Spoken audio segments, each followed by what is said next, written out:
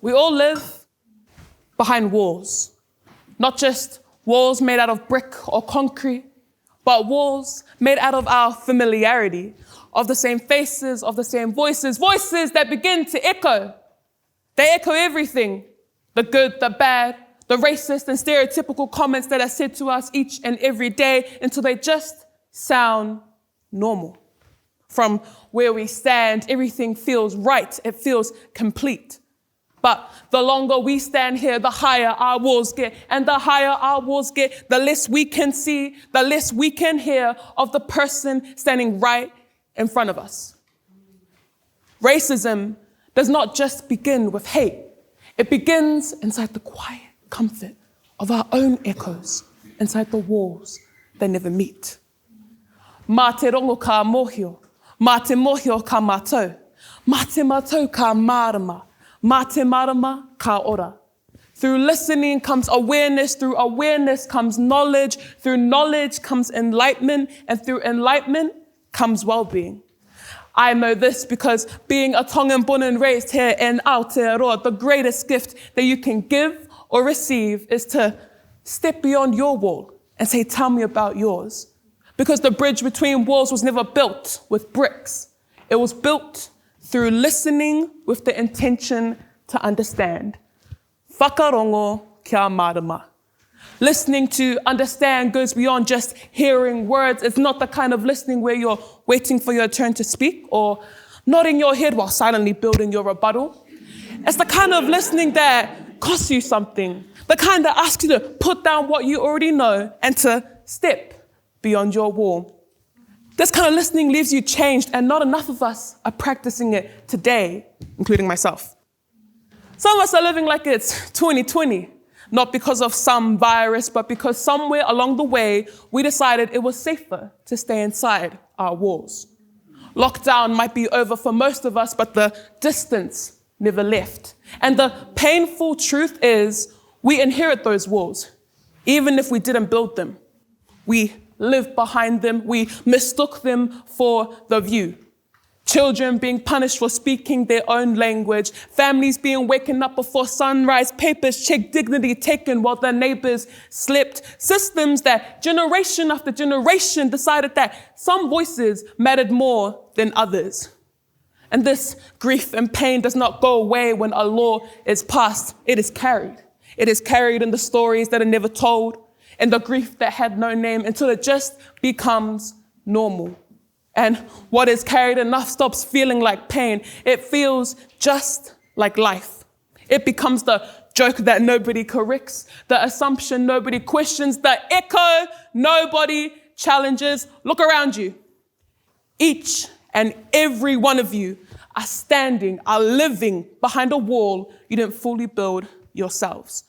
We live in the most connected generation in history, yet have somehow mastered the art of hearing no one. Sometimes not even the person sitting right next to you.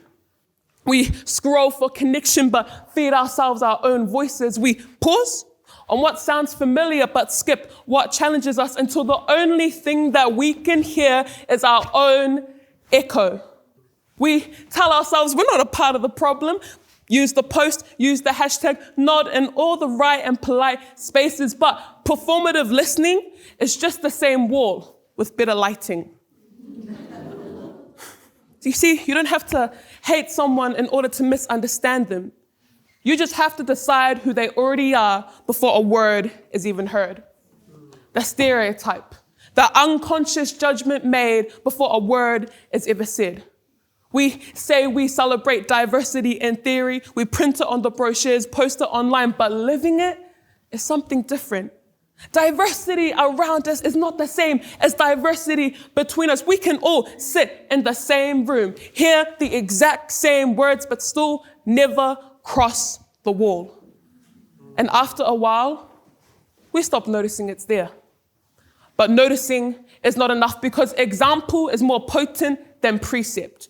What we model, what we practice, what we showcase to the world each and every day, that is what creates change. In order to step beyond your wall and to escape the echoes of your own voices, we must tauhi the wā. Nurture the space between us. In Pasifika culture, the va is not just empty space. It is relational. It is sacred. It is the very thing that holds our connection and responsibility to one another. Because the longer we stand, the longer we live behind our walls, not only do we become isolated, we become convinced by the ideas we are fed, the assumptions we are told, the stereotypical bias or racist comments that are made to us, and the echoes come back to us unchanged. I'm sure you all know what it is like to talk to someone who has their walls up or to live inside your own. One day, I was walking home. I was about to turn the corner into my house, and a car pulled up next to me and screamed the N-word at me. At first, I was shocked. I'm Tongan. But I was more astounded at the fact how quickly someone can be reduced to a single word. They weren't listening to understand. They didn't see me as a person, let alone a human being. They saw me as a label, as a stereotype, as a joke to be made fun of. But we are more than that. We are more than the labels that society gives us. We are human beings with a heart and a voice. Because to truly listen, to understand, is to not hear your own echo. It is to step into the va with humility, to try and understand someone else's echo. But this is not just good enough being talked about. We must practice it in our systems, in our communities, and most importantly, in ourselves. In our systems, too often do I see that communities are being talked about in the news, but are not being involved in the decision-making process.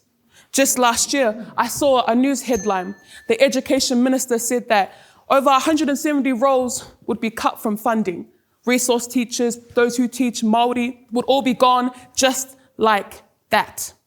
But these are the very people who carry the kaupapa and instill the very values and knowledge that our children need in order to survive each and every day. Leaders, he aha te kai o te rangatira. He kōrero, he kōrero, he kōrero. What is the food for a leader? It is communication, communication, communications. Leaders, communicate with your communities. Communicate with those who are affected by the decisions that you are making each and every day, whether it is in a parliament, in an office building, or right outside your house. In our communities, parents, instill in your children empathy, not just sympathy, empathy. Step into the shoes of another culture that is not of your own. Attend a cultural event where you may not know what's going on the stage, but it's still cool. And in our children and ourselves, listen to understand. That can be as simple as listening to your mum or dad when they tell you to do something, or maybe listening to your siblings, but listening to understand can be implemented in every aspect of our life. Not just here on this stage, not just here in this marae, but in the whole of our world. Because these walls don't disappear on their own. They are taken down and kept up by what we do next. We can live behind the walls where the echoes come back to us unchanged, or we can step into the va with humility. We can step into the va where listening is not about being right, it is about being connected, where understanding is not taught, it is understood by each and every one of us. So, lower down your wall and tell me what's on the other side of yours. Malo pito.